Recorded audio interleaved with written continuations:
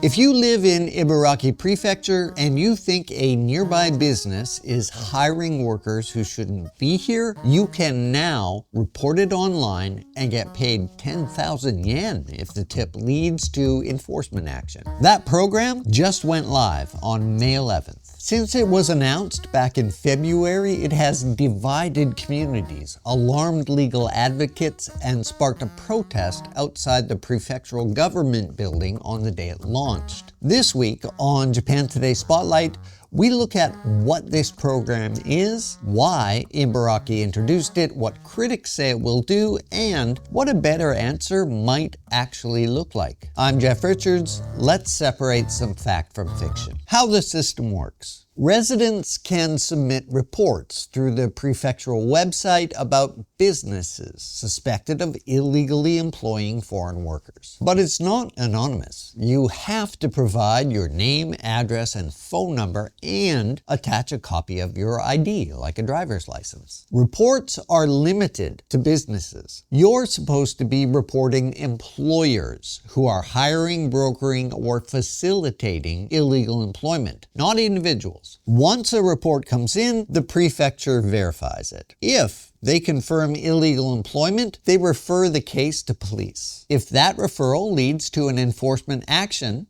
well, you get 10,000 yen. Why Ibaraki? Well, to understand why Ibaraki did this, you need to understand what the prefecture is dealing with. Of the roughly 14,000 foreign nationals found to be illegally employed across Japan in 2024, roughly 1 in 4 of them were working in Ibaraki. That's more than any other prefecture in the country, really, and it's the 4th consecutive year Ibaraki has topped that list. Now, that number doesn't come out of nowhere. Ibaraki has the 2nd largest number of farms in Japan. Agriculture is one of the sectors most dependent on foreign labor in Ibaraki. Without foreign workers, many of those farms simply can't function. There aren't enough local workers for physically demanding seasonal work. That's not an opinion. Governor Kazuhiko Oigawa has said it himself. The prefecture acknowledges that foreign workers are necessary. So the problem isn't that Ibaraki doesn't want foreign workers. The problem, as the prefecture sees it, is that too many of those workers are off the books. The prefecture has also said that reports submitted with malicious intent or reports targeting individuals based on their appearance or their nationality won't be accepted. Illegal employment in Japan doesn't always mean someone crossed the border illegally. It can include expired visas, students working beyond legal hour limits, or people working outside of the conditions of their residence status. Ibaraki didn't invent this idea. Japan's Immigration Bureau has operated a national tip line for decades. But the bar, a deportation order, was high enough that tips rarely met that threshold. Ibaraki's program lowers that bar. Enforcement action,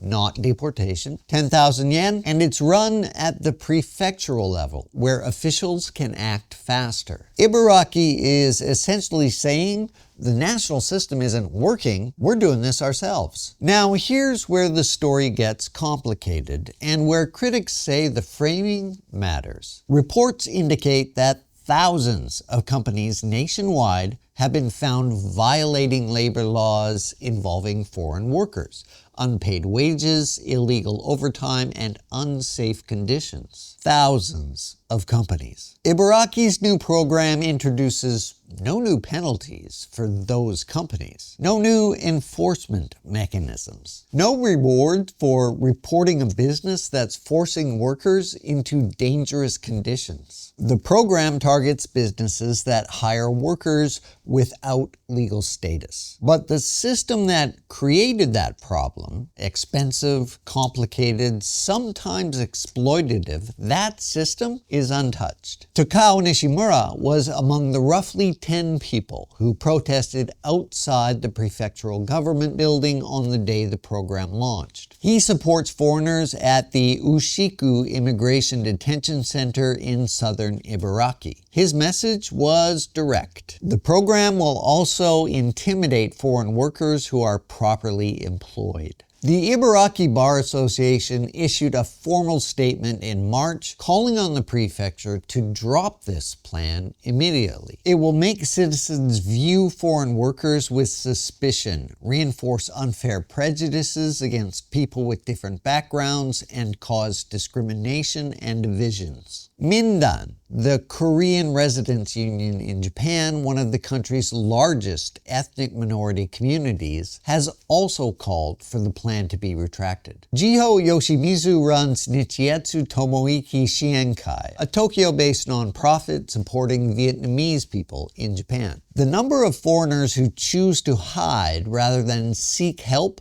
may increase. Think about what that means. If an undocumented worker is being exploited, unpaid, unsafe, and they're afraid asking for help gets them reported, they don't ask. They disappear. Eriko Suzuki is a professor at Kokushikan University in Tokyo. She specializes in immigration policy and is vice chair of the Solidarity Network with Migrants Japan. She points to a fundamental practical problem. Unlike a stolen bicycle or a broken window, immigration status isn't visible. You can't tell just by looking at someone whether they have the right to work in Japan, which means the reporting mechanism relies on suspicion. And suspicion paired with a cash incentive can look a lot like prejudice with a receipt. Suzuki warns that cash rewards create the wrong incentive. People might report others out of curiosity, personal conflict, or simply the chance to make some money. People here properly, working legally, may find themselves watched, reported on, forced to prove their status. Jon Heese is a foreign-born member of the Ibaraki Prefectural Assembly, one of the few people who can speak to this policy from inside the government that introduced it. I asked Heese whether he thought the media had fairly represented what the program actually does. His answer was direct too. I would like to start out first by pushing back a little bit on what the media have been reporting.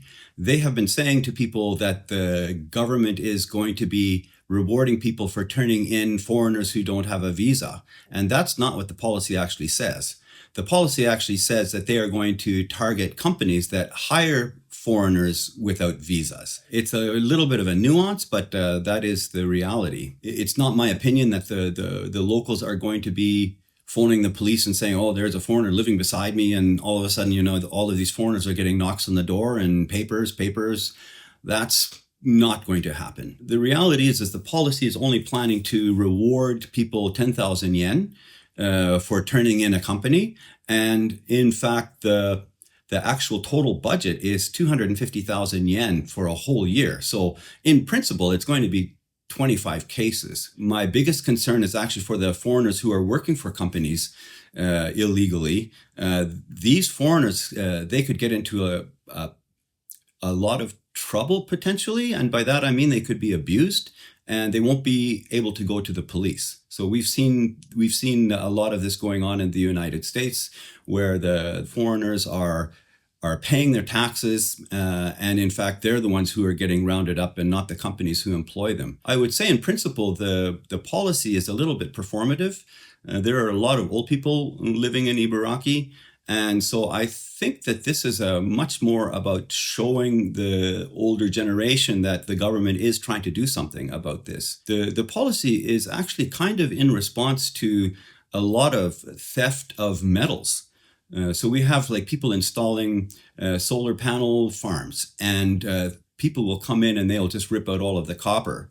And then sell them to these metal collectors. If they're going to hire such people, that this would give the government an excuse to go in and actually check to see if these metals are legit, or whether if they're hiring people illegally, then what else are they doing illegally? So I would say that would be actually not such a bad response. I kind of think the policy is potentially on the right track. That is to say, let's punish the people who are hiring them. But at the same time, I don't really see that it's going to be such a big deal, all said and done. The program launched May 11th, but the formal budget legislation doesn't go to the Prefectural Assembly until June. The portal is open, the vote hasn't happened yet. Japan is in a bind it hasn't fully admitted to itself. An aging population, a shrinking workforce, industries that can't fill positions. The country needs foreign workers. The government knows this. It's been reluctantly opening its doors wider. At the same time, sentiment toward foreigners has grown more tense. Governor Oigawa himself said at his February press conference that frustration towards foreigners is growing among residents. Sanseito, a far-right party that ran on a Japanese-first platform, went from 2 seats to 15 in the July 2025 upper house election. In August 2025, anti-immigration protesters marched through the streets of Osaka,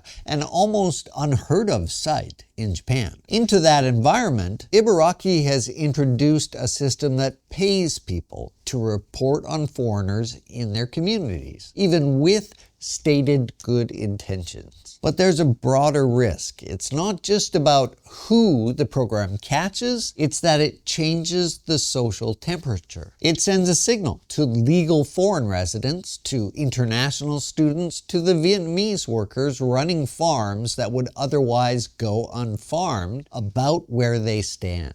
The Japan Today story went live May 11th. The reaction from our international readership was divided, but a few comments cut right to the heart of it. Hope all foreign workers boycott Ibaraki, no factory workers, no convenience store staff, no carers at the old people's homes. How do I know by looking at you that you're not illegal? If you make me suspicious, I'd be tempted to report you. On the off chance I'm right. No harm, no foul. This seriously lacks guardrails. I can only imagine companies hiring illegal workers won't see real punishment, just like the ones who abuse their technical interns and are allowed to operate still. How about arresting the people hiring the illegals? 7 words, and it's the question critics say the prefecture still hasn't fully addressed. Yoshimizu and other critics point to a different approach. Simplify legal pathways for agricultural workers. Strengthen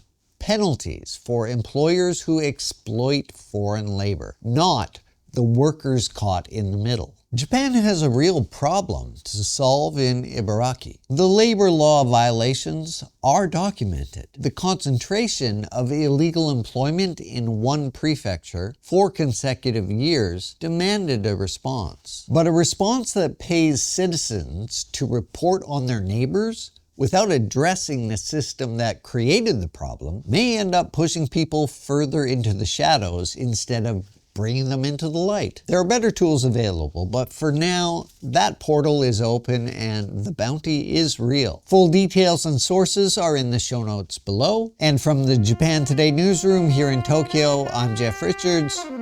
See me next time.